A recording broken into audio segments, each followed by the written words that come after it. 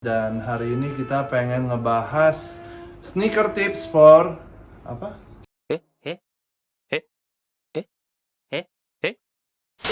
Oke, yang pertama Oji. Jadi Oji itu adalah nama tetangga gua.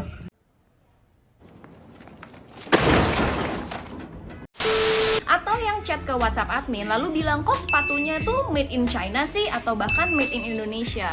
Nah, kalian harus tahu ya, jangan salah paham.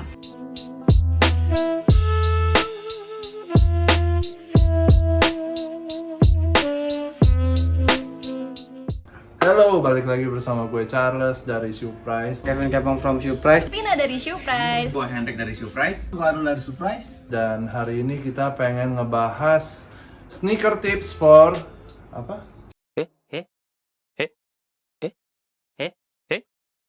Dummies. Oke, jadi yang paling pertama kendalanya itu adalah sizing.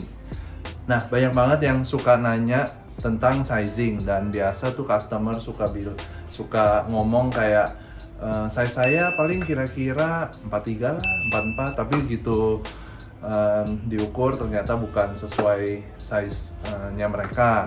Nah, saya pengen jelasin true to size sama downsize sama upsize. Jadi memang di beberapa sepatu itu ada yang kita harus turun size, mungkin setengah senti atau 1 senti, atau ada juga yang harus upsize karena bagian tengahnya itu lebih sempit. Mungkin nanti bisa dijelasin di sini ya.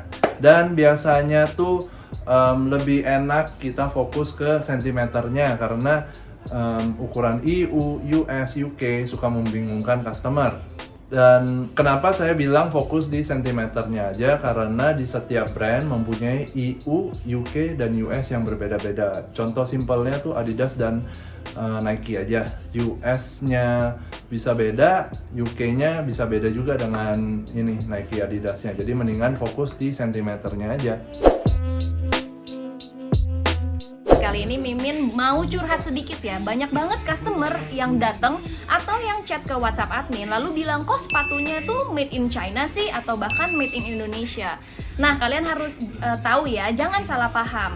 Kalau made in China atau made in Indonesia atau Vietnam itu memang karena pabrik Nike atau brand-brand besar lainnya memang di negara itu. Jadi bukan artinya palsu ya, kecuali New Balance nih, karena emang dari awal dia ada tulisannya made in USA. Makanya kalau sebenarnya ngeliatin sepatu Air Jordan, Nike Dunk atau Adidas yang lain-lain, wajar kok kalau itu made in Indonesia atau made in China.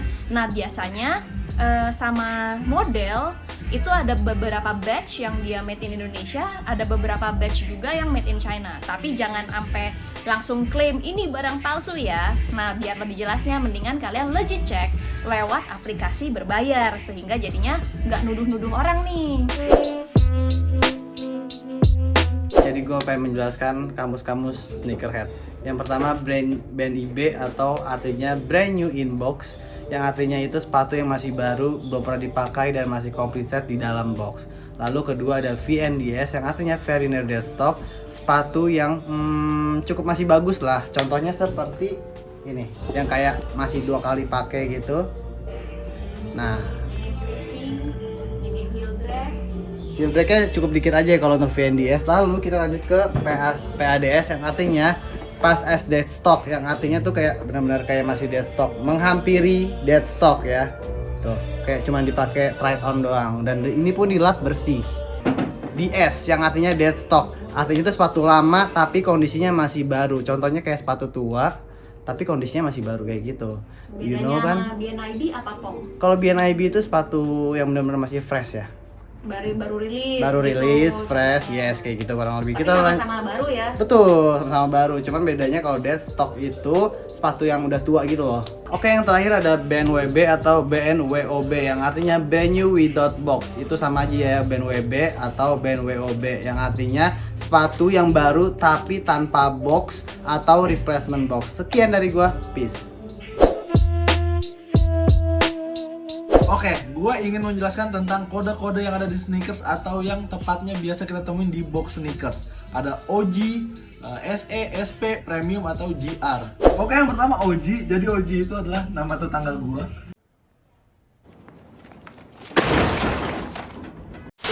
OG itu adalah original ya. Jadi merupakan rilisan pertama dalam model tersebut dari segi siluet maupun colorway. Nah, selanjutnya GR, general release, ya rilisan biasa aja. Biasanya dia paling hanya memperbarui colorway dari colorway sebelumnya. Nah, selanjutnya SP. SP itu adalah special project.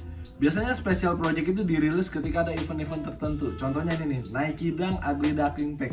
Dia sekali dirilis langsung 3 colorway seperti ini. Dan ini juga materialnya lebih spesial. Nah, selanjutnya SE Special Edition. Biasanya itu dia di tengah-tengah antara GR dan SP. Biasanya beda di materialnya, kalau enggak aksesoris sama di boxnya. Contohnya ini nih, EJ1 Zen. Contoh nih, dia bahannya kanvas dan kayak tie-dye gitu. Jadi bisa dipastiin dari semua pairnya tuh berbeda. Jadi kalau beli ini, lo doang pasti yang punya. Dan dia dapat extra lace. Nah, ini terakhir PRM ya. PRM itu adalah premium. Hampir sama-sama kayak SP, cuma bedanya kalau SP kan sekali rilis colorway-nya beda, tapi kalau SP sekali dirilis di beda-beda siluet gitu. Nah, contohnya nih, gue pernah punya Nike Dunk Siempre, itu premium. Jadi waktu dia rilis ada di siluet Nike Dunk, ada di siluet Air Force One, sama di siluet Air Max. Nah, jadi hari ini gue mau bahas tentang 6 penamaan pada sizing chart yang biasanya bisa kalian lihat nih di luar boxnya kayak gini nih, ada tulisannya. Dimulai dari yang paling kecil, dari IF atau infant, kemudian ada TD toddler, ada PS preschool, dan juga ada GS grade school. Biasanya kalau yang tulisan-tulisannya kayak gitu tuh biasanya untuk kid size ya, untuk anak-anak. Kalau untuk yang orang dewasa dia ada 2, ada woman size dan juga men size. Nah, kalau bedanya woman size dan men size ini dua-duanya untuk dewasa ya. Bedanya adalah kalau woman size itu biasanya sizingnya lebih kecil. Contoh, kalian mau pakai size 41. Kalau 41 itu di men size dia akan tulisannya 8. Tapi kalau misalkan di woman size dia akan tulisannya 9,5 US woman gitu. Jadi kalian tinggal nyocokin aja di size chartnya Nike sih kalau mau tahu. Oke, itu aja. Menurut kalian informasi apa yang perlu ditambahin lagi? Jangan lupa komen, like, dan subscribe. Bye. Sell Consign only oleh at Shopify.